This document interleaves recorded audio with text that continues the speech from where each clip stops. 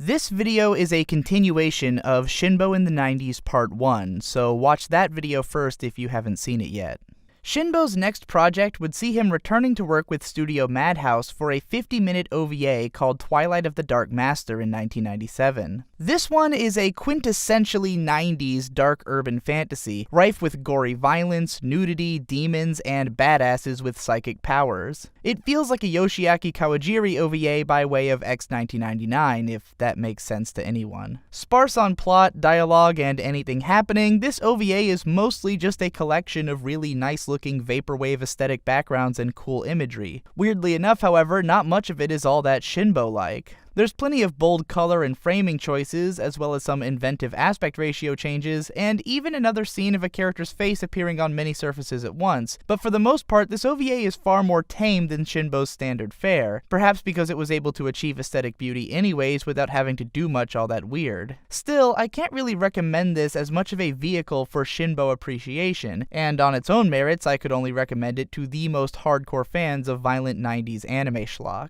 Over the next couple of years, Shinbo's rate of production would seem to slow down a bit, but he would also start popping up in small ways on other people's work on the side. There are 4 different cases of Shinbo working as an animation checker under the pseudonym Futoshi Shia in 1998 and 1999, first on the Silent Mobius TV series, and then on 3 different shows by Studio Triangle staff, Aoi and Mutsuki, Magic Users Club, and Space Pirate Mito. In all of these cases, several of the staff members whom Shinbo had worked with on previous shows were among the main creative staff on these series, so it seems likely that Shinbo was brought on via connections to help out with their production, if not to offer any actual creative input. In 1998, Shinbo would also turn up as a storyboarder for episode 12 of Saber Marionette J2X, a show whose director, Masami Shimoda, had worked with Shinbo on 5 different shows across his career, going all the way back to Urusei Yatsura, as well as whose writer had written most of Yamamoto Yoko and Detetoko Princess, those among plenty of other shared staff between Shinbo's other work going back to Yu Yu Hakusho. While this episode isn't particularly Shinbo-like, besides the inclusion of some single-color shots and weird picture-in-picture framing, the editing style of this episode is nonetheless incredibly bizarre. It seems to come from the early days of digital cell manipulation, and for whatever reason, the team thought it would be a good idea to have images constantly sliding all over the place and on top of one another. It's honestly kind of nauseating and horrible to look at, and not something I've ever seen Shinbo do elsewhere, but this episode is weird enough and different enough from what I could tell by looking at other episodes of the show that I still think it's worth mentioning.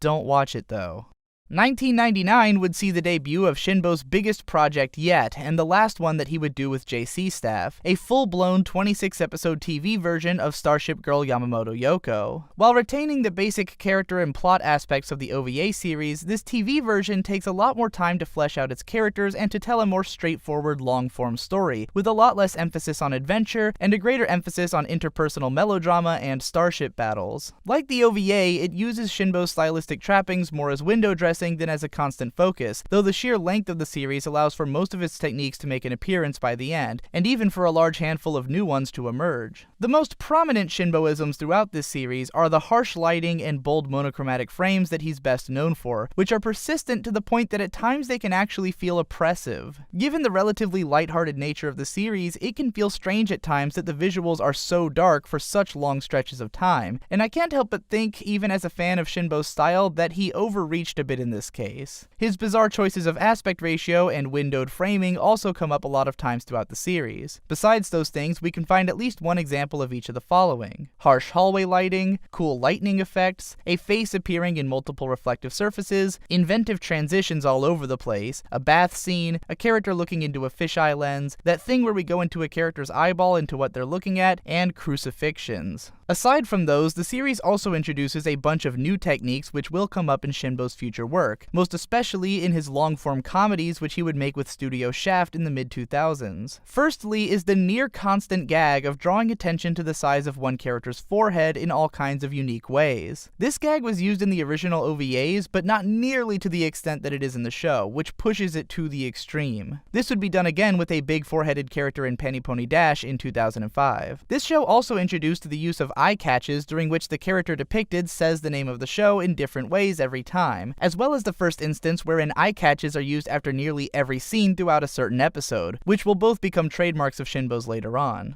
Episode 2 has the first instance of a super long shot wherein the characters in the foreground are talking about one thing while an unrelated scene is happening behind them, which Shinbo does a lot of in his comedy shows. This is also an example of a lengthy wide shot which repeatedly cuts to close-ups of a character's face and then back out to the wide, which we'll be seeing used in the next thing that Shinbo directed as well. Later episodes introduce a repeating animation that we see many times throughout the series, which is also something that Shinbo would use in most of his longer-running TV series. Finally, towards the back end of the show, we start to get a bunch of random cutaways to a relatively unimportant older side character who fills a sort of mentor position in the story, just going about their everyday life and doing random stuff. This is, once again, something that persists in all of Shinbo's comedy shows in the mid-2000s. In fact, the general pacing and editing style of Yamamoto Yoko grows to increasingly resemble the feeling of Shaft's work in the later part of the series, and gives much more of the vibe that I best know Shinbo for than any of his work up to this point. This series was also the first time that Shinbo worked with one of my favorite character designers, Akio Watanabe, who would not only provide the character designs for the Soul Taker, but also, much more famously, for the entire Monogatari series. It's kind of trippy to see his very cutesy and modern design sense applied to a cel-animated 90s series, especially since the designs have been modified from the much more era-indicative designs of the OVA. Also worth mentioning is the mechanical designer Noriaki Tatsura, who would do the same job on Shinbo's next two projects and had previously worked as a key animator on Yu Yu Hakusho. As for whether or not I would recommend Yamamoto Yoko, it's kind of a tough one. The storyline is incredibly bizarre and takes more than half of the series to really take off, and I could see a lot of viewers being turned off by its frequent tonal shifts. This series definitely leans into bathos territory as it goes along, with scenes of high melodrama sometimes punctuated by weird slapstick humor. It's also very, very slow and feels like it wastes a lot of time, especially in the first half. There's a decent handful of really trippy and esoteric scenes in episodes, but none of them are trippy in a way that screams Shinbo so much as just generally weird and even sometimes incoherent. It's definitely the kind of story that asks you not to think too hard about its mechanics and is more dedicated to the moment-to-moment enjoyment of watching its story unfold. I can't say that the characters were interesting enough for me to form attachments with them, and I didn't care about the setting at all, but it would be hard for me to say that the story is without merit, or that I couldn't easily imagine other viewers buying into it more than I could. If you dig the show's aesthetic, or if you're just easily won over by 90s shows that are set in space and by cute, earnest characters who feel lots of big emotions, then by all means give this one a shot.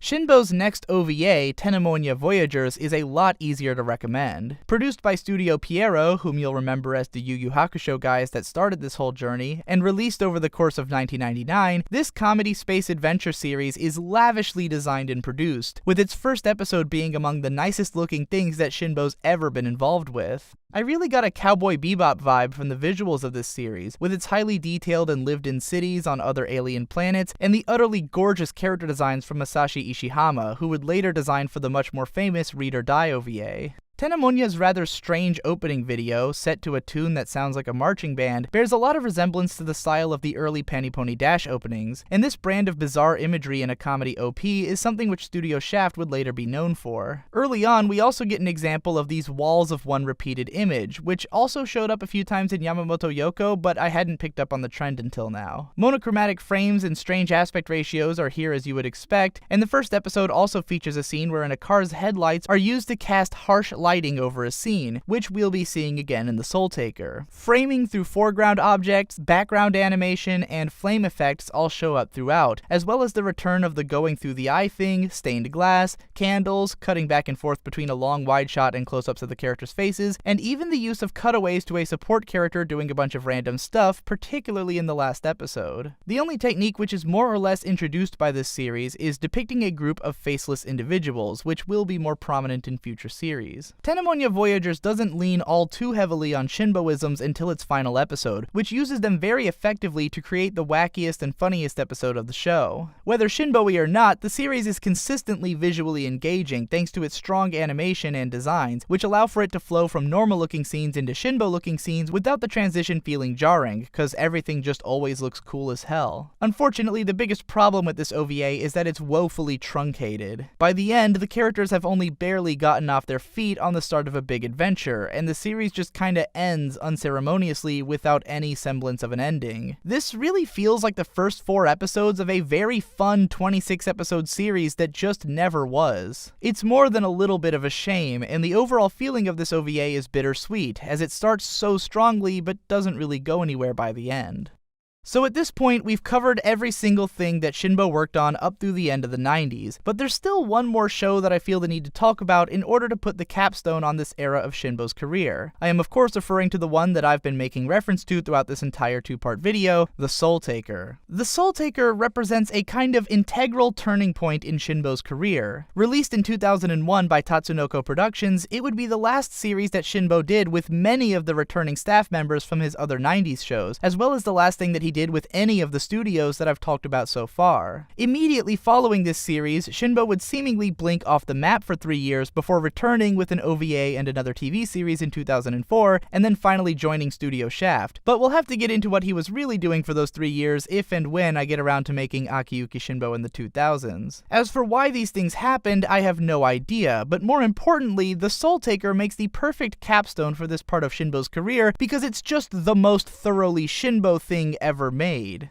It wouldn't feel fair to say that The Soul Taker uses a lot of the bold, monochromatic coloring and harsh lighting that we've gotten used to, so much as to question if the show even has a base color palette to begin with. At no point does the series ever settle on one look, and it goes a lot farther than ever before on making this coloring style look sleek and stylish. The move to digital coloring seems to work wonders with Shinbo's style, as does the use of 16:9 aspect ratio, which gives a lot more breathing room for these esoteric shots to feel coherent. Suffice it to say that this series elevates the techniques that we've gotten used to into really coming into their own, and actually working as the basic look of the show, instead of as window dressing to certain shots. Up until this point, I've tried to show you the majority of the Shinbo-centric shots in each of the shows that he worked on, and to present each of his stylistic trappings therein, but doing so here would just about require me to play the entire show. Whereas some of these techniques would have shown up once or twice in previous shows, here they are all used continuously. Remember how Shinbo used to work in a crucifixion scene maybe once every other show? Now, one of his transforming hero's main special attacks literally allows him to crucify his opponents in midair before impaling them through the chest. Remember those cross-shaped grave markers that he slipped into Hurricane Palomar? Now, the show's first major action scene takes place in a graveyard, fighting against a doctor, with one of his eyes covered by a shining object, and using constant background animation. The Soul Taker doesn't so much feature the occasional gothic environment, as it is simply that the world it takes place in is inherently gothic in nature. The color design of this series actually reminds me a lot of the comic series Hellboy, which Shinbo would later pay outright homage to in one of the Sayonara Zetsubo Sensei ending themes, leading me to wonder if it wasn't a big influence on his style. Much of this show will look and feel familiar to fans of Shinbo's later work, and especially to some of his opening and ending sequences which seem to pay homage to it. Our main character practically starts the show off hanging suspended by chains in midair, which Shinbo will do countless times again, as he will also do with bloody teardrops and representing characters by on-screen text instead of actually showing them. In this series, Akio Watanabe's designs much more closely resemble those in Bakemonogatari, especially the girl in the first 2 episodes who was at times a dead ringer for Senjo Gahara. It even has moments which nearly resemble the infamous head tilt which Studio Shaft are so known for these days. The storyline of The Soul Taker can seem nearly as abstract as its background sometimes, but the heart of it is a simple action-adventure story about a guy who gains special powers after getting stabbed by his mom, then finds out he's got a long-lost twin sister who's in love with him, and she also has a bunch of pseudo-clones who are also sometimes in love with them, and all of them are being chased down by these warring factions of science and medicine corporations who use all kinds of robots and mutants to fight with him. It's kinda weird, but the bottom line is that the best reason to watch this show is for the 20 wallpapers per second art style. Plus, it has the distinct honor of hosting my personal favorite anime opening of all time by Jam Project. If you're a fan of Akiyuki Shinbo's aesthetic, then you absolutely owe it to yourself to watch this series. But if you're not a fan, then there's really not much of interest here to make it worth seeking out. Certain aspects of this show's Shinbo-ness are a little bit more abstract and harder to quantify. A lot of its animation and sound design has this weird floaty feeling to it, like the show is moving slightly slower than real time, and a lot of Shinbo's future work will have moments moments like this. There's also a stronger focus on atypical sexuality in this show, given how many of the characters are some brand of incestuous, but there have been tiny hints of this all along. Nearly every series up to this point has had at least one line of dialogue which might suggest that one character was gay, and at least one case of interesting gender and sexuality dynamics in the later episodes of Yamamoto Yoko. The reason I hesitate to call this a Shinbo thing is that it would pop up at such random times and never really get explored, and it's not as though Shinbo wrote any of these series, but in the future there will be no shortage of gay characters and atypical romances in all of his work, from age differences to incest and all sorts of others. It also seemed to me as if the designers in all of his shows put some emphasis on designing really cute and realistic casual outfits for the characters, to the point that it's hard to imagine that it was just a coincidence. Suffice it to say that if there's a moment wherein Shinbo really seemed to have come into his own as a director, it would be with The Soul Taker. All of the stylistic, thematic, and directorial flourish which he had used up to this point, and would continue to use in the future, was represented in this series. From the transforming heroes, to the tragic, atypical romance, to the insane, experimental gothic visuals laced with hints of fanservice, this show had it all. So what I'm sure a lot of you are wondering is why I would go to the trouble of cataloging Shinbo's techniques and their histories so thoroughly, other than to show what a massive fanboy I am. The reason is that from this point onward, Shinbo's career became a little bit more complicated and draped in subtle mystery. After teaming up with Studio Shaft, Shinbo would start collaborating with other equally experimental and insane directors who would change the inherent style of the shows that he was in charge of, and even start to get his name associated with techniques that he may not have even had that much to do with. In turn, his stylistic attitude would permeate the studio so thoroughly that many of his understudies would come to resemble him, to the point that many viewers wouldn't be able to tell them apart. I think that by taking a look at Shinbo's past and seeing which techniques he's been prone to using from the start, or has continued to use across his entire career, we can get a better idea of which elements of his future work he was actually responsible for. I would love to eventually catalog everything which Shinbo worked on from this point forward, but that would be an even bigger project best saved for another day. For now, I hope you were able to get something out of this massive rundown of Shinbo's career in the 90s, and that you'll share it around to anyone whom you think would appreciate it. Support my channel on Patreon if you want to see more videos like this, and check out my other channels for more frequent content. Thanks again for watching, and I'll see you in the next one.